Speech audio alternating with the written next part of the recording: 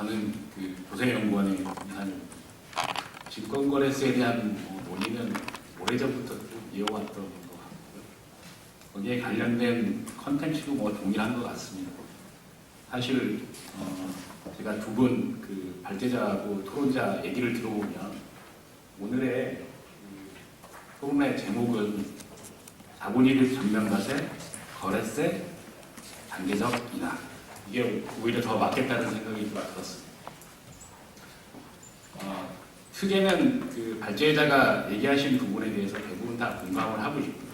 그런 측면에서 본다면 현재 거래세를 유지하는 것보다 자본이득 과세를 시행하는 게 시장의 애고 효과도 줄일 수 있고, 그 다음에 조세 형평성 측면에서도 맞다. 근데 이 두 가지가 병행될 경우에는 이중과세 문제가 있을 수 있으니 자본이득 쪽으로 가자. 그러니까 핵심인 것 같다는 생각이 들었습니다. 사실 증권거래세뿐만 아니라 앞에서도 말씀하셨지만 우리나라 금융소득 관련해서 여러 가지 측면이 굉장히 복잡해서 경제적 왜곡 효과를 초래하는 것도 사실이긴 합니다. 하지만 저는 이제 오늘 그 토론 주제에 초점을 좀 맞춘다 그러면 먼저 증권거래세 인하가 이제 오늘의 이제 주제이긴 한데요.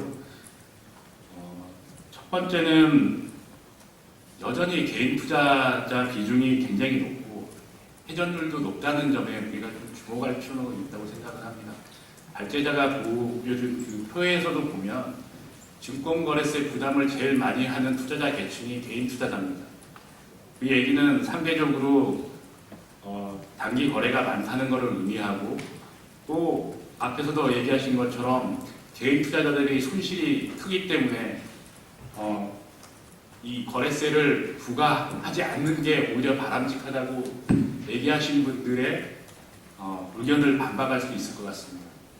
거래세는 특징이 거래 비용을 높여서 거래를 줄이는 효과가 있기 때문에 오히려 장려하지 않을 거래라고 하면 거래세를 부과해서 거래를 줄이도록 하는 게 오히려 취지에 맞을 수 있다고 보고요. 제가 그걸 개인적으로 주장하는 건 아니지만 그런 논리로 접근한다고 하면 오히려 거래세를 유지해야 되는 게 아닌가라는 생각이 들었습니다. 그 다음에 이제 현재 그 대주주에 대한 그 범위를 계속 확대해 가고 있기 때문에 이중과세 문제 이슈가 분명히 일어날 수 있습니다. 그래서 제가 생각하기에는 앞에 발제자분들께서 얘기하신 것처럼 지금 정부가 단계적으로 계속 그 대주주의 범위를 확대하고 있기 때문에 이 대주주에 대한 범위가 확대되고 자본이득에 대한 전면 과세가 실시하는 시점에 있어서 증권거래소도 같이 단계적인 인하를 검토할 필요는 있어 보인다고 생각을 하고요. 이때 저희가 좀 주의할 필요가 있는 게 있습니다. 사실은 앞에서도 얘기했지만 증권거래세 세수가 농특세까지 포함하면 한 6조에서 7조 원 정도가 거칩니다. 지금 우리나라 이자소득세하고 배당소득세 세수 규모가 6조 내입니다. 그러니까 다른 큰 세목에 비하면 증권거래세 자체가 크지 않을 수 있지만 이자나 배당소득세 둘을 합쳐도 6조가 안 되는 상황에서 증권거래세 6조는 굉장히 큰 의미를 가질 수 있다고 보고요. 현재 그 재정 지출이 증가하는 속도가 세입이 증가하는 속도보다 빠르게 증가하고 있다는 점을 감안하면 그 세원 측면에서도 우리가 신중히 고려할 필요가 있다고 생각을 합니다. 이와 더불어서 우리나라의 상당한 그 주식의 양도 차익을 외국인 투자자들이 가져가고 있다는 것은 다 아시는 내용이실 겁니다. 조세 조약상 그 외국인 투자자들은 자본이득에 대해서 우리나라에서 과세 당하는 게 아니고 거주국에서 과세를 하게끔 되어 있습니다. 그래서 만약에 우리가 전면적인 자본이득 과세를 하게 되고 거래세를 폐지하게 되면 실질적으로 외국인 투자자들이 가져가는 자본이득에 대해서 과세할 수 있는 여지는 전혀 없다고 볼 수 있습니다. 그런 측면에서 그런 부분을 감안해야 되고요. 그에 반면에 거래세 같은 경우에는 외국인 투자자들도 거래세를 부담하고 있기 때문에 상당 부분 이런 소득의 일부가 가세되고 있다고 볼 수도 있습니다. 다른 예를 들자면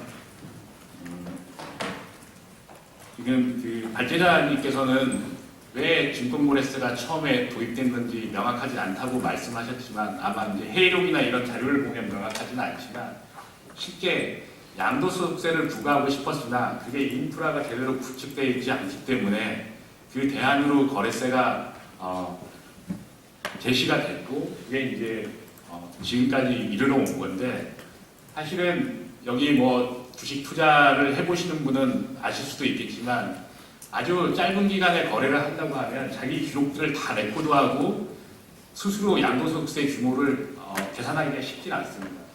물론 현재는 IT 기술이 많이 발전해서 과거에 비해서 훨씬 쉽고 또 발제자님 그 자료에서 제시한 것처럼 파생상품 양도소득세 같은 경우에는 국세청에서 대부분 자료를 다 금융기관으로부터 받아서 거의 신고서처럼 작성까지 해서 투자자가 확인만 하면 납부할 수 있는 정도로 이제 발전하긴 했지만 그때 당시에는 그렇지 않았기 때문에 진수의 편의상 이제 증권거래세가 도입이 됐던 거고요.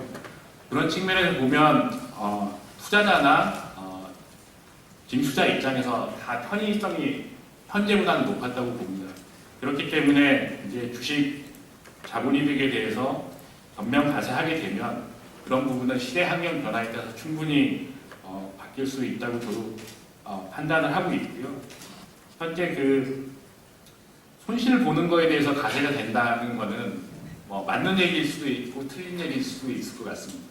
단 한 번의 거래를 해서 손실이 발생했을 때 증권거래세를 낸다고 하면 실질적으로 손실에 대해서 과세가 되는 거지만 여러 번의 거래에서 손실도 발생하고 이익도 발생한다고 한다면 이게 양도소득세의 대체도 도입이 됐다고 하면 꼭 그 손실에만 과세가 된다고 보기는 좀 어렵다는 측면이 있고요. 제가 결론적으로 말씀드리고 싶은 거는 하여간 거래세가